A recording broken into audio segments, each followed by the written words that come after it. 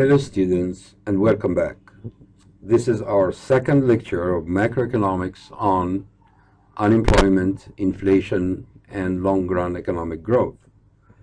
Generally, we will learn here, though in a much more detailed way, about three key economic variables or aggregates that would help us see how well an economy is doing over time and which make us also able to judge or evaluate the health of our economy. Specifically, we consider three things. First, unemployment, where we will explain how unemployment is measured. Second, inflation and deflation, where we will describe the tools and methods used to measure inflation, and we will also discuss the costs and effects of inflation on the economy. Finally, long-run economic growth, where we discuss the components and implications of long-run economic growth. Both the unemployment rate and inflation are key macroeconomic aggregates or variables.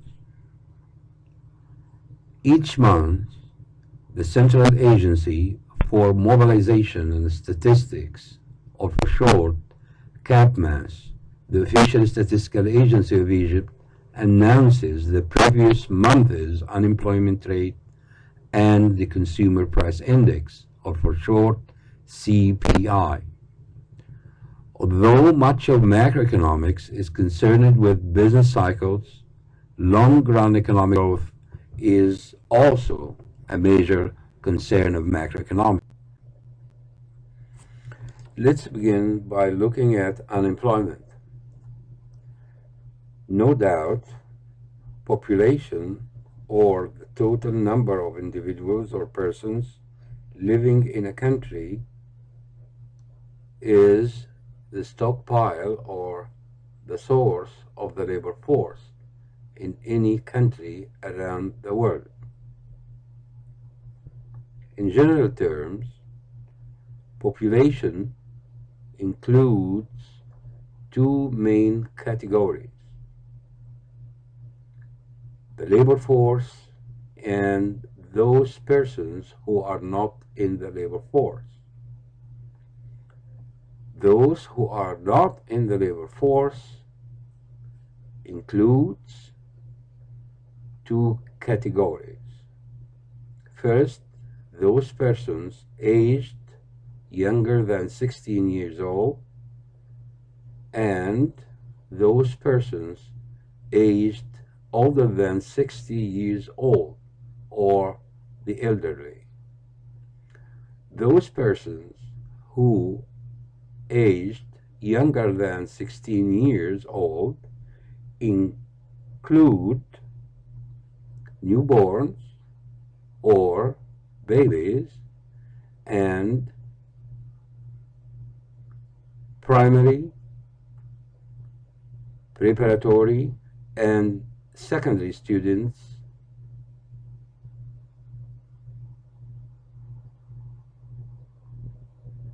but note that some persons still not counted as part of the labor force, like prisoners, full-time students at colleges and universities. Measuring unemployment. Unemployment can be measured by dividing the labor force into those persons who are employed and those who are unemployed. The labor force can be defined as those persons who are 16 years or older, but of course younger than 60 years old, and those who are also physically able to work and looking for jobs. Now, we need to define who is employed. The employed person can be defined as any person 16 years old or older, one who works for pay, either for someone else or in his or her own business for 1 or more hours per week. 2, who works without pay for 15 or more hours per week in a family enterprise. Or 3, who has a job but has been temporarily absent with or without pay. Now, who is the unemployed?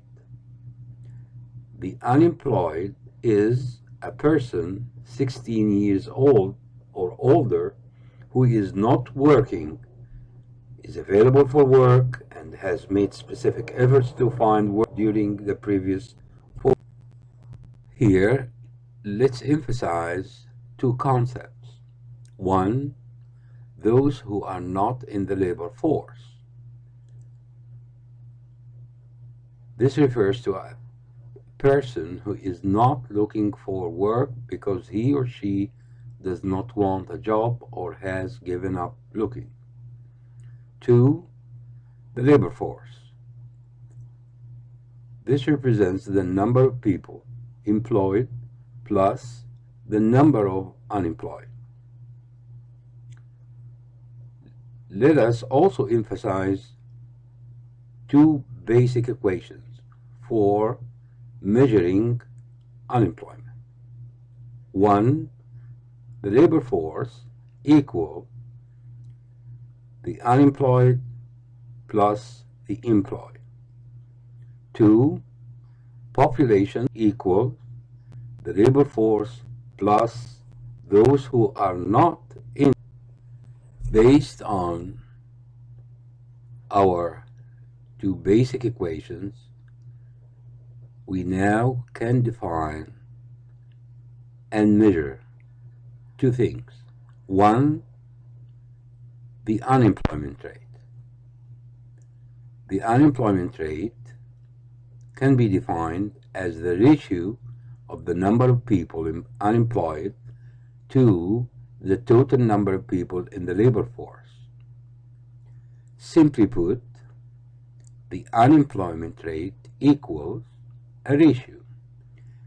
In the numerator of the ratio, we have the unemployed, and in the denominator, we have the sum of the employed and the unemployed.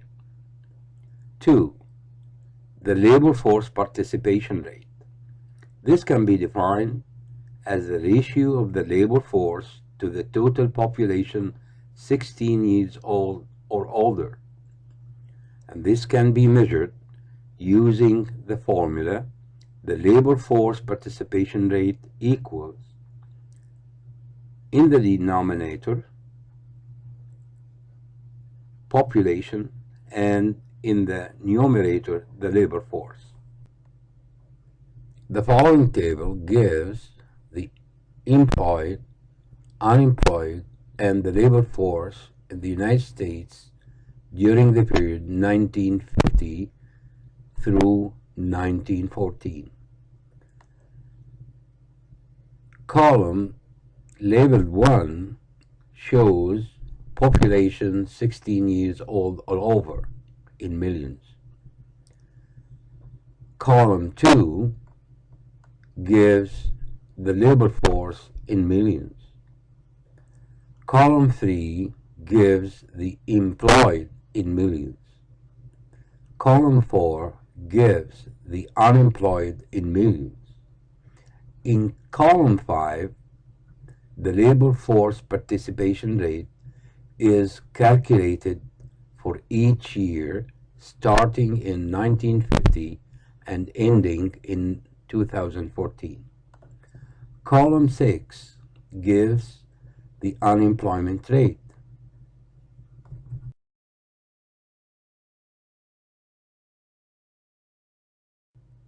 Now, what is meant by the discouraged worker effect?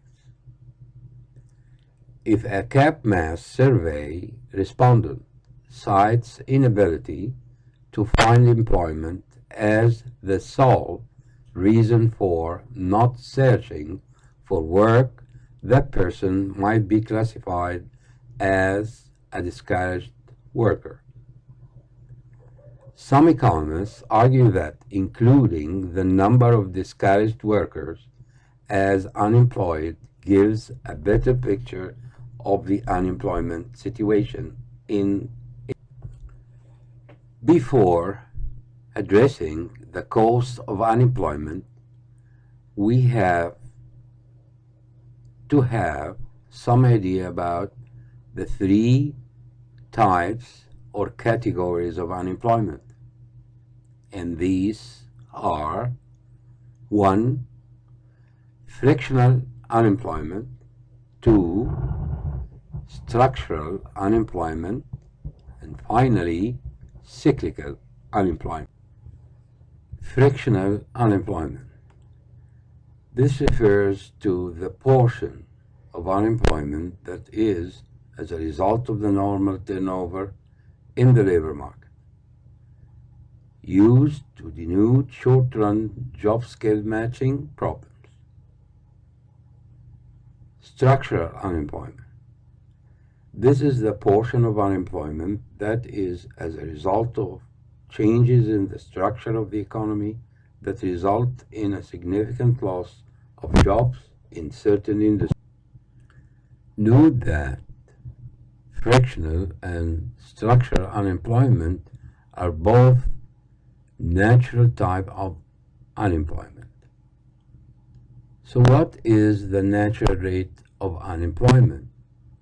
This is the unemployment rate that happens or occurs as a normal part of the functioning of the economy, sometimes taken as the sum of the frictional unemployment rate and the structural unemployment rate. Cyclical unemployment. This is unemployment that is above frictional and structural unemployment. The social consequences of unemployment. The costs of unemployment are neither evenly distributed across the population nor easily quantified. The social consequences of unemployment can be felt from a famous example, that is the Depression of the 1930s. And these are perhaps the hardest to comprehend. The following are examples of the consequences of unemployment that took place during the Great Depression of the 1930s. 1. At the bottom, where the poor and the fully unemployed, that was about 25% of the labor force. The economy lost about 25% of its labor force and lost the associated potential output with it. 2. Even those who kept their jobs during the Great Depression found themselves working part-time. 3.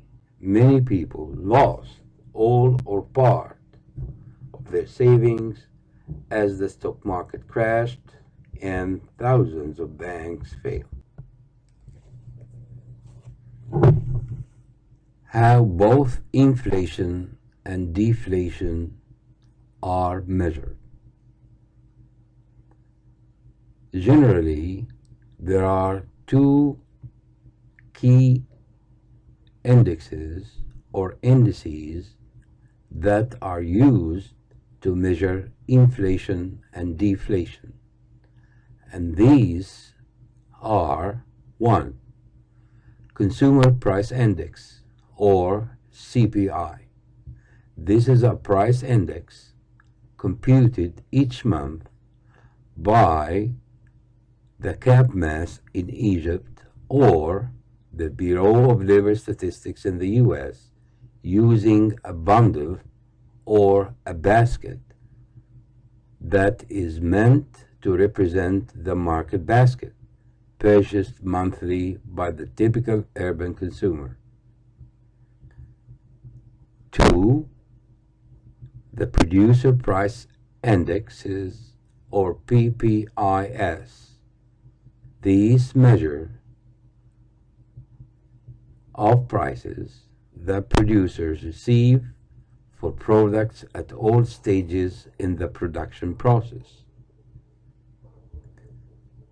Once called Wholesale Price Indexes, PPIs, are calculated separately for various stages in the production.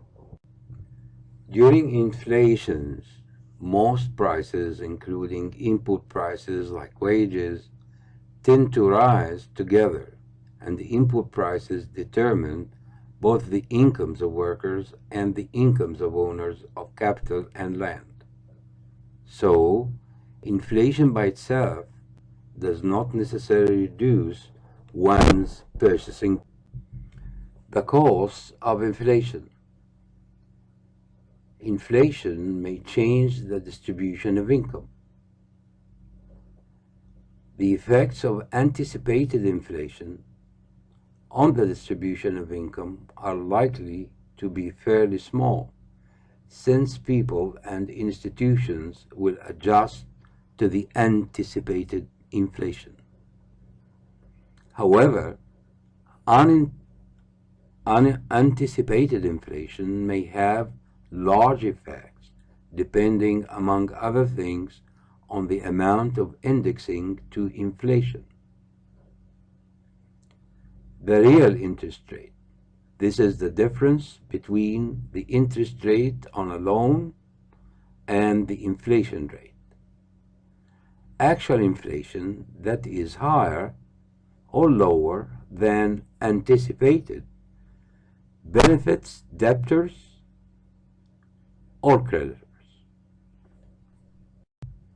Administrative costs and inefficiencies.